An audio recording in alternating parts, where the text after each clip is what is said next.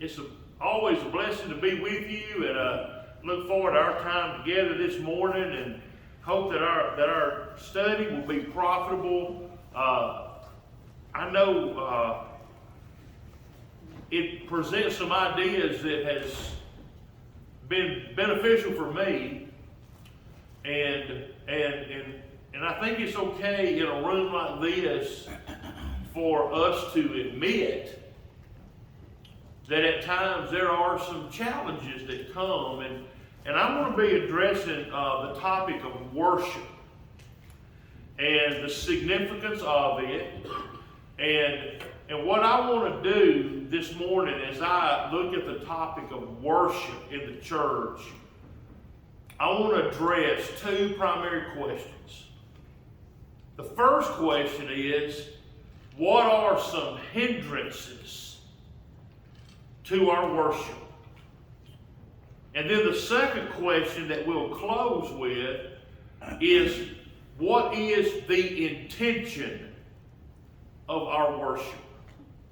And worship is a unique thing from the standpoint, worship is corporate in that we are to come together to worship God. And I never would have thought, I guess, that I would have lived in an environment where it was so important to emphasize how significant it is for us to come together to worship. But it seems like it needs to be reminded to us from time to time, maybe now more than ever. It is a corporate coming together. But at the same time, our worship is very personal in that I cannot worship for you, and you cannot worship for me. And the reality is, and we'll allude to things along this line over the course of our study, it's very possible that we can do all things right in the appearance of those who are around us, but God knows the reality of our circumstances. And so with all of that said, I want to begin by addressing the question, what can be some hindrances to our worship? The reality established in John chapter 4 is that God is a spirit, and those that worship Him must worship Him in spirit and in truth. These are the words that Jesus declared to that very significant woman at the Samaritan woman at the well.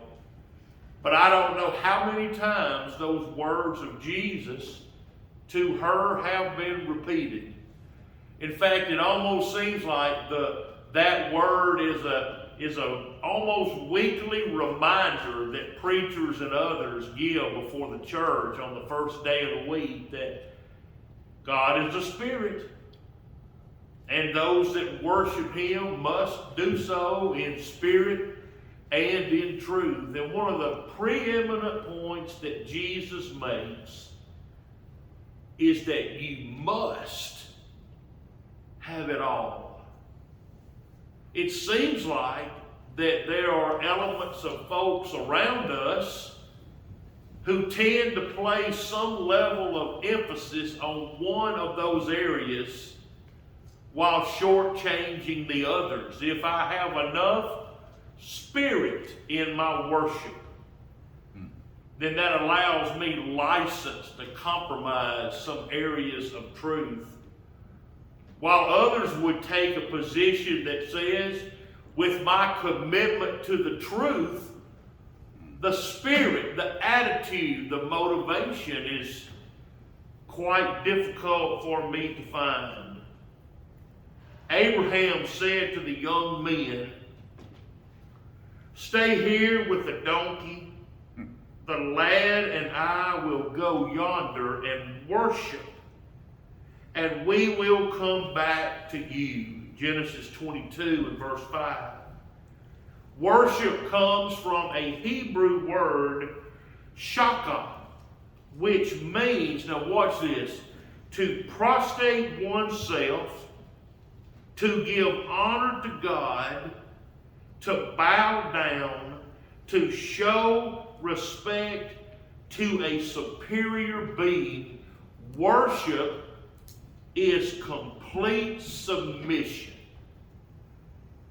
And for our purposes this morning, I feel Sonny made the reference to the beginning of school. I'll give another school kind of reference, and that is we need to look at worship as an action verb, not simply as a noun. You kind of borrow from the language that David used concerning the church. Somebody might say, well, I'm going to church. Or they might say, I'm going to worship. And it's okay for us to identify worship as a moment in time, as a place in which we assemble for a directed by God activity of our week. But the challenge of John chapter 4 is an action verb challenge. It is something that I am to engage in, something that I am to participate in, and no one can do it for me. We found ourselves in a circumstance a number of years ago where we moved into a building. And in moving into that building, there was another group that had been there before, and they were extremely kind to us.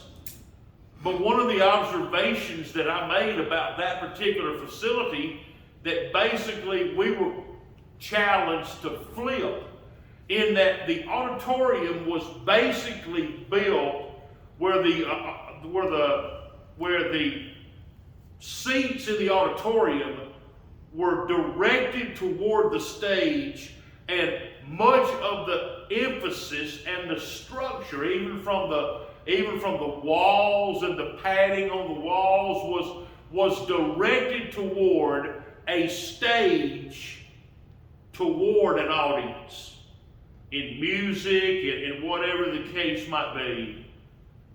But our understanding from Scripture would dictate to us that worship is not an entertainment venue.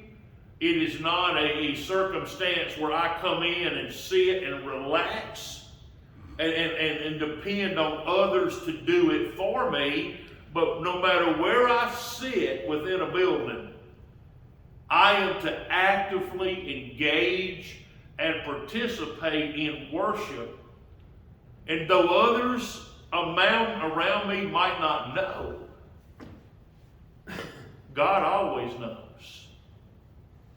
God always knows. I want to reference for you 3 scriptures and ask you what they do to you. The first one is in Genesis chapter 4, where the reference is made of Cain and his worship. Now, make no mistake about it, Cain participated in worship. But his worship was not pleasing to God. Why? Because he did not worship with his very best. His brother gave of the firstlings.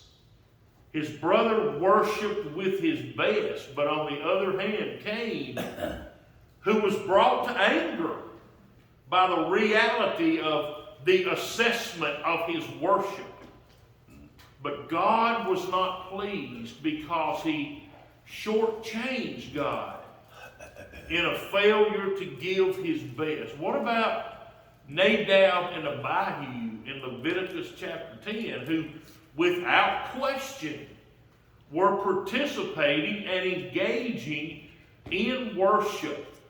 As a matter of fact, it has struck me so significant in looking at the description of Nadab and Abihu the sons of Aaron, the priests, prior to Leviticus chapter 10, the overwhelming obedience of those men. As a matter of fact, it would use language like obeyed all the commandments that God had directed. But this time, in Leviticus chapter 10, they offered strange fire in worship that God had not authorized.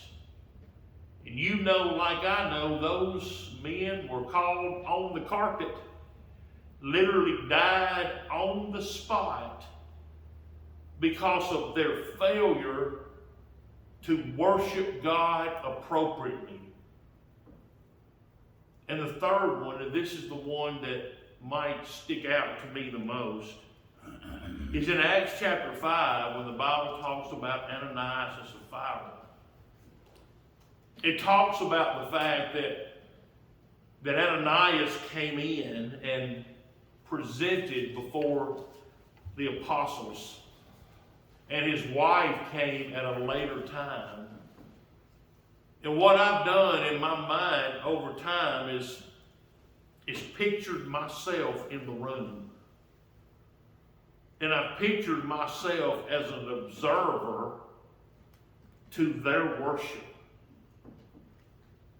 And what I have come to the basic conclusion is, had I been standing as a fly on the wall and observed these two Christian people that were a part of the thriving, growing, serving, evangelizing, edifying, benevolent first century church that is described as growing literally on a daily basis, I would have looked at those two brethren and I'd have been impressed.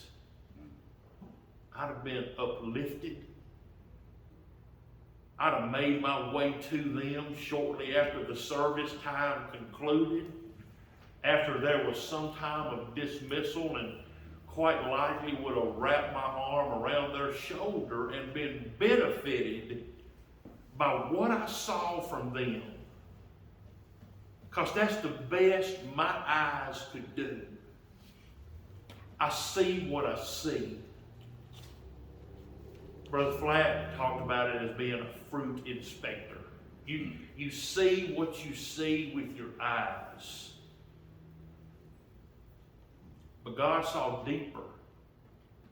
The same person, the same people, the same couple who acted independent, they were together but independent in their worship, that would have looked so good to my eyes, was so displeasing to God, that in a setting of worship that would have impressed me, best I could do, in a setting of worship that would have impressed me, they dropped dead, was carried out, and was buried.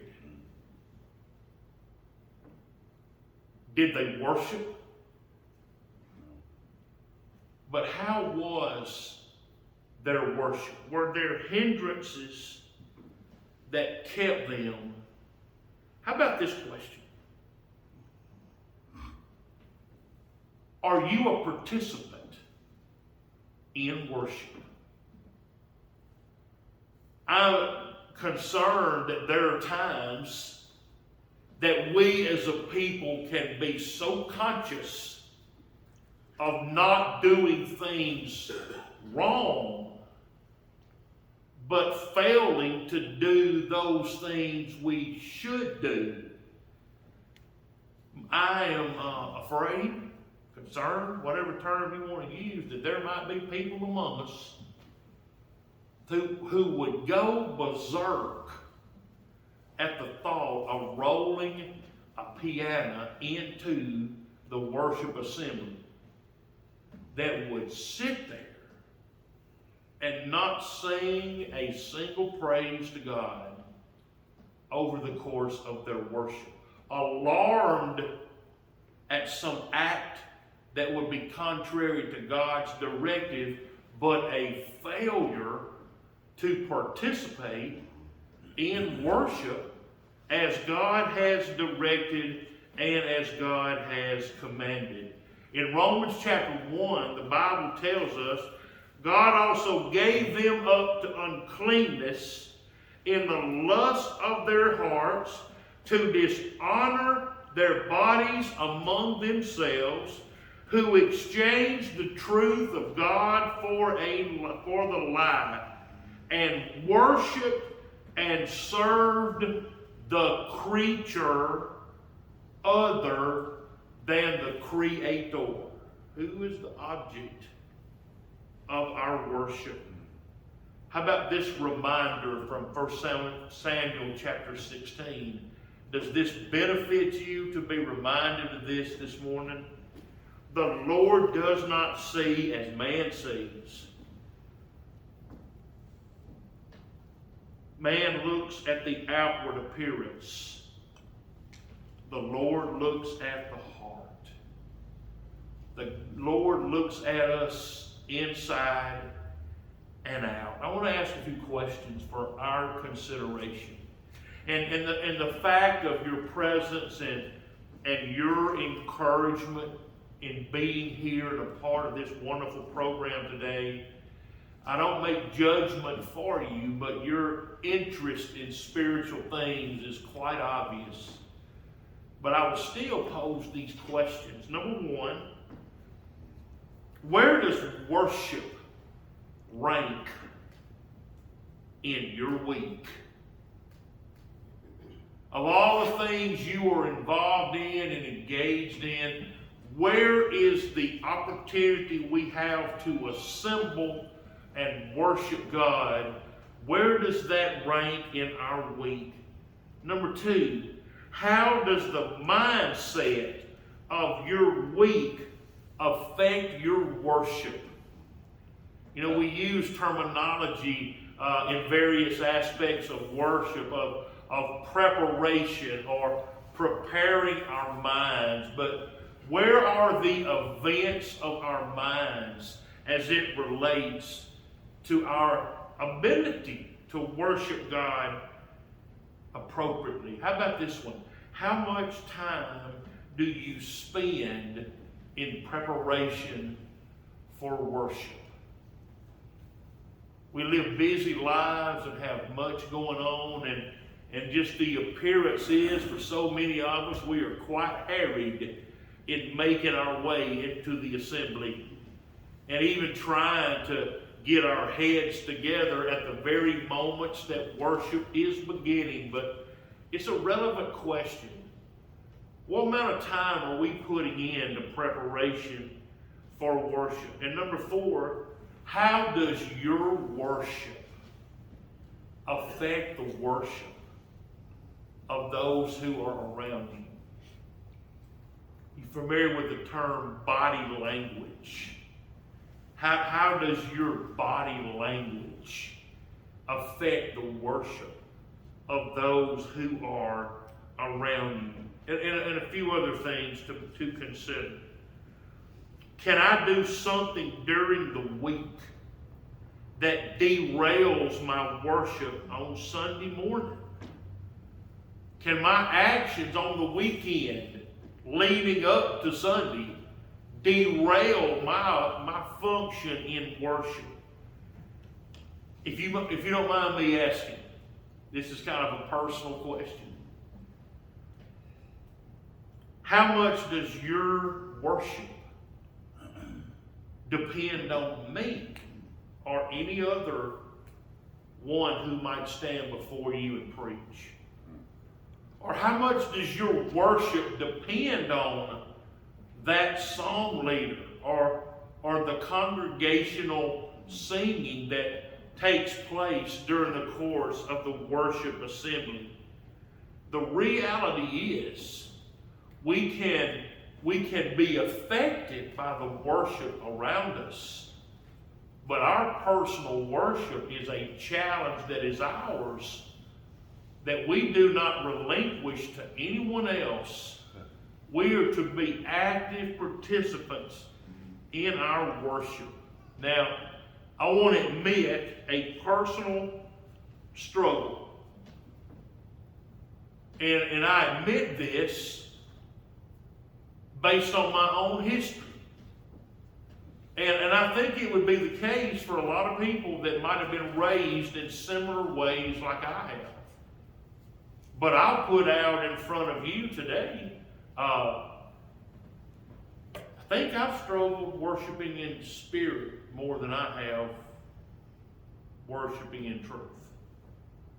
I mean, my life history would say people that I've been around or who have led worship and that have been the primaries of my life have been insistent on being right on in that area of worship and truth, of doing those things as God has directed in the ways that God has directed. But that mind or that thought process, I know, David, I find myself,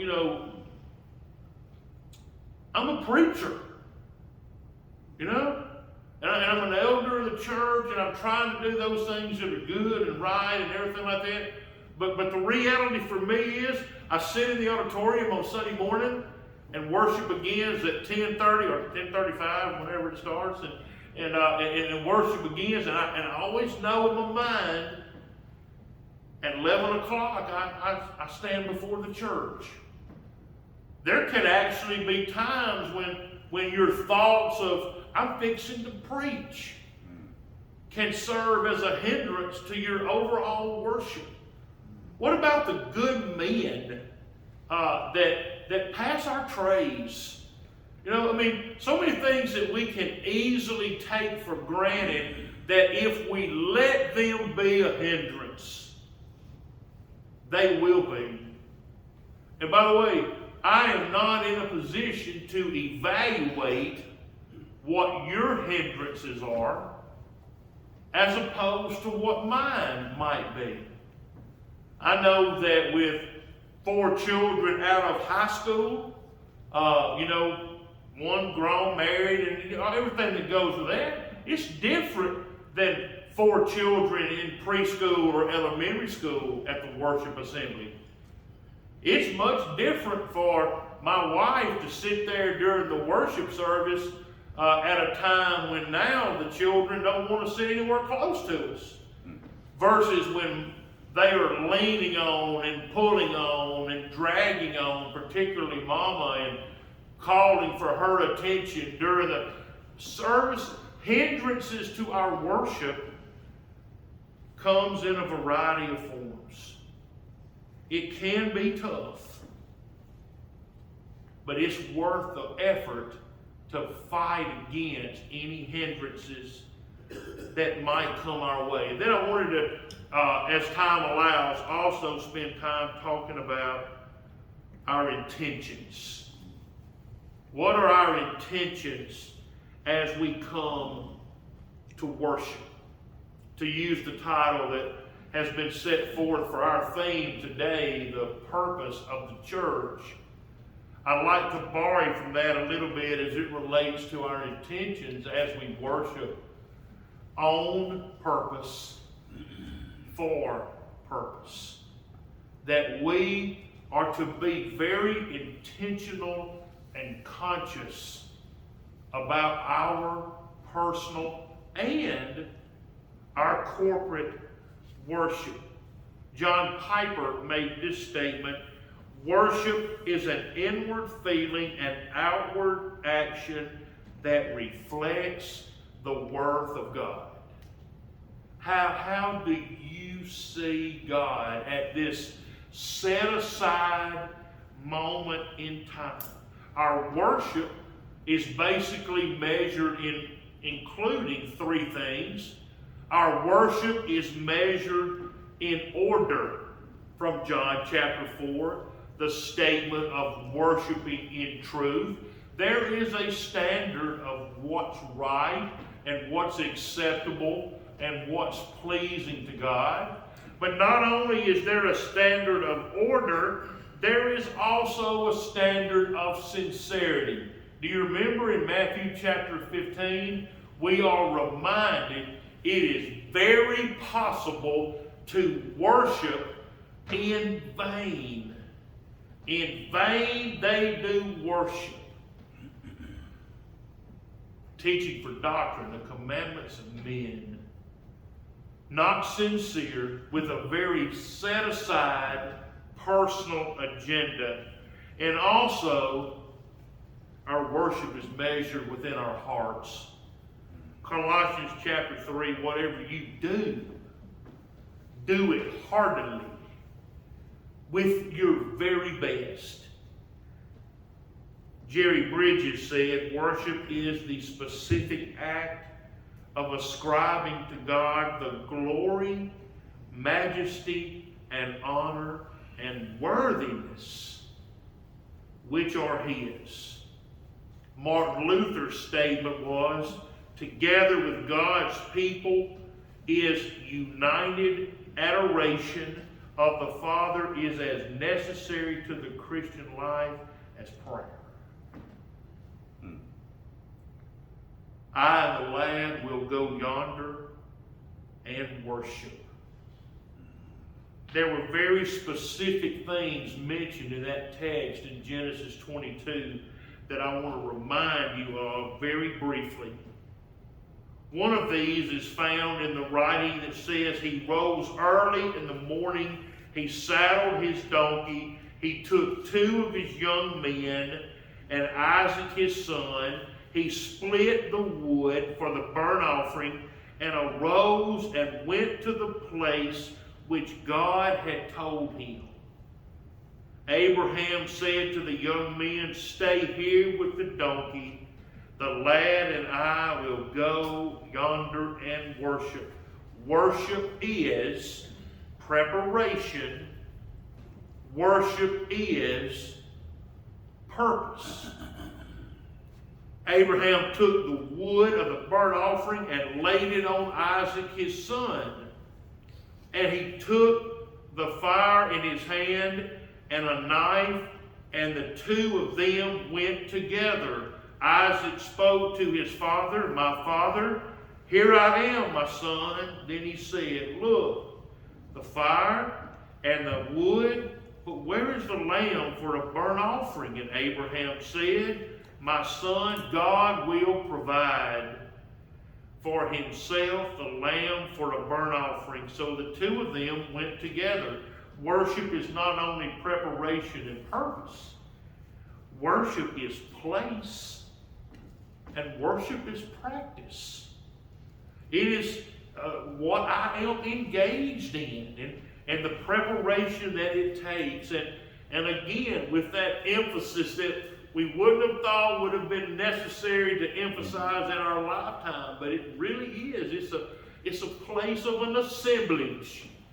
Whether it's Abraham and his son or the body of a local congregation in a given area. Then they came to the place in which God had told him. Abraham built an altar, placed the wood on the fire, and he bound Isaac his son. Wood in order, and he bound Isaac his son and laid him on the altar. Abraham stretched out his hand and took the knife to slay him. I don't know which one I admire more. The boy in the presence of his elderly father, having such a level of respect not only for the direction and leadership of his dad, but a respect for God, being bound on the altar. Or that father who had his boy laid on that altar with the knife in his hand, ready to take his life. You make no mistake about it. I know people like us know how it's working out just a word or two later. But Isaac was bound, and the knife was in Abraham's hand. And he had to be stopped. They were both in it all the way. Worship is priority. Worship should never be an afterthought. Worship should never be just a let's get it done and mark it off. It should never just be a checklist that we just look to and run in and make our presence felt and get out as quickly as we can. Worship is a joy and a blessing and a privilege and an honor, and it is to be a very special, watch this, priority of our week. They were ready to go all the way in their worship. And by the way, as I flip the page in my notes, down the road, there will be another son who was bound. And there will be a father whose hand was not stopped. And that bound son on that tree did die. Nothing asked of us, not willing to give. Am I intentional in my planning for worship?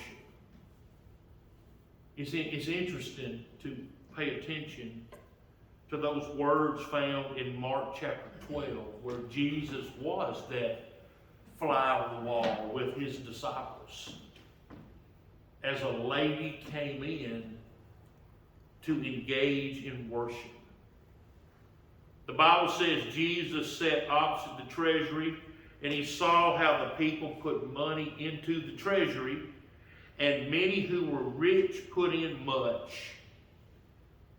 Then one poor widow came and threw in 2 mites.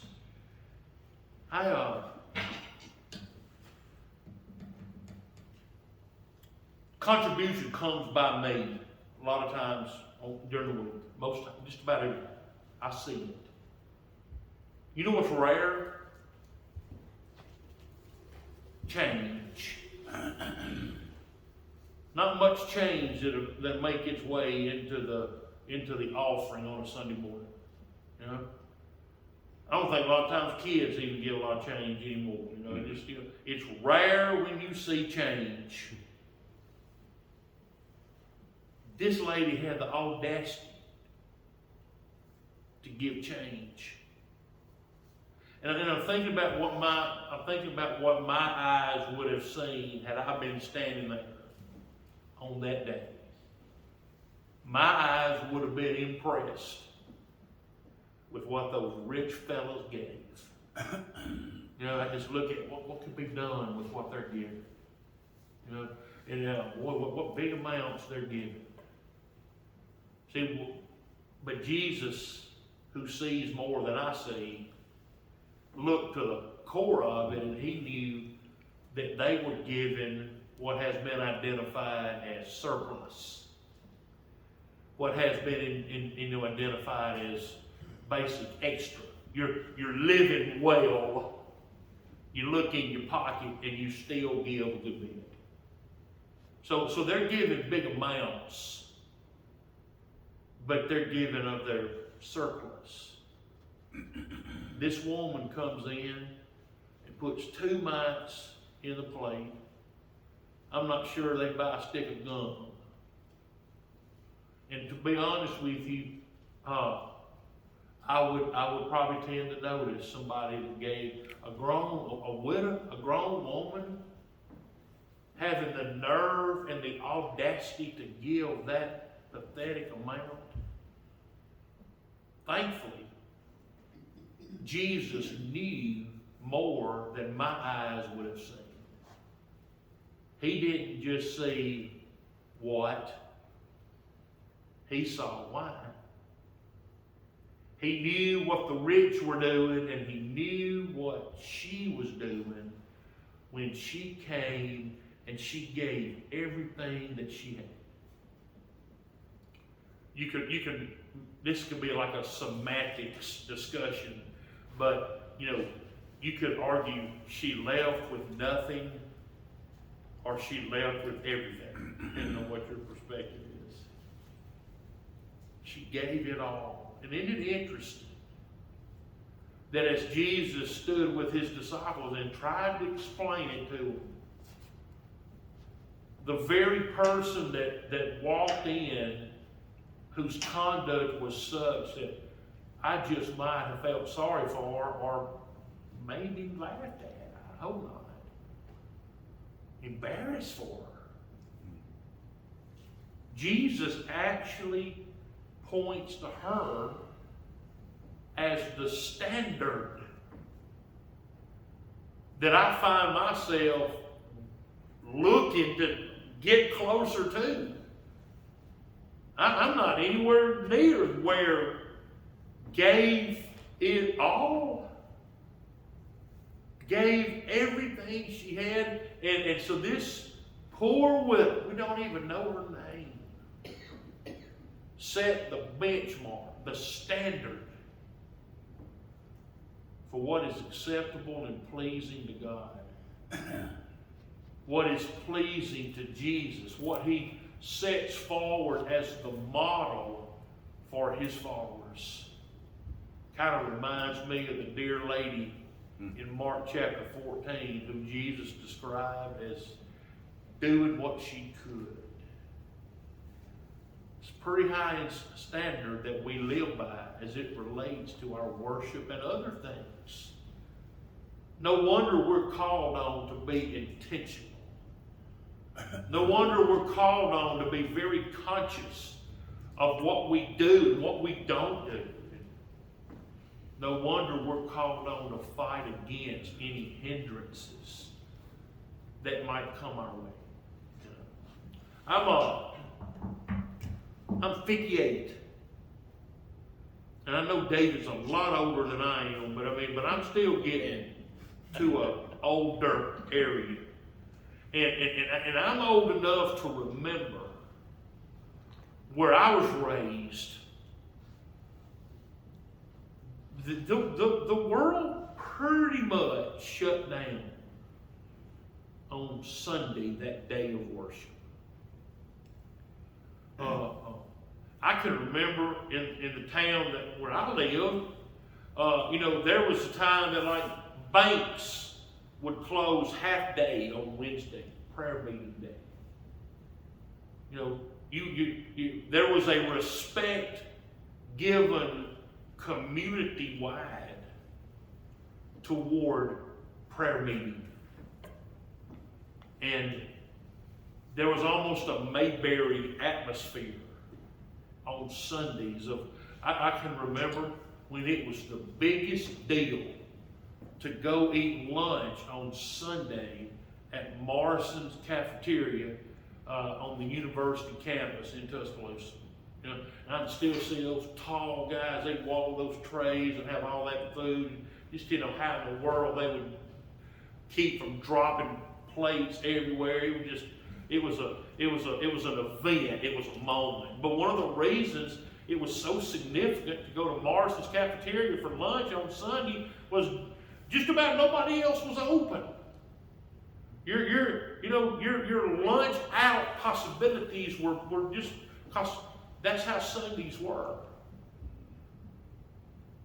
But we're living now, and our kids and grandchildren are living now, and you know what? Sunday's just a day. Not much gets adjusted for prayer meeting day, and not Sunday is just it's a lot of ways it's a work day. There's a place, there's a ballpark between where I live and where our facility is. And it's just interesting, to times to I've noticed, I leave my house, I'm heading to the church building for worship service, and you look over at this ballpark complex with multiple fields, and this is Sunday morning, and tournaments are going on, and all kind of things are happening. You know, it's a weekend day. That's the world we live in. But I think it's important for us to remind ourselves. The day of worship in the first century is pretty much just a day too. No wonder the fella went to sleep in the window. It's pretty much the first day for their history. That was the beginning of the, they pointed to the end. We're not unique. We're not the Lone Ranger. People have lived in environments like we live in. There's brethren, noble brethren. I think one of the most beautiful stories that I see as a minister is to see people in their work clothes at the worship assembly, whether they're coming or going, because that makes such a statement of this is the world we live in, but that's the priority I'm making of worship. We can worship acceptably to God and make it the priority it needs to be, regardless of any hindrances that come our way. But I do think we need to be intentional about it. Mm-hmm. We need to be on purpose. Thank y'all so much.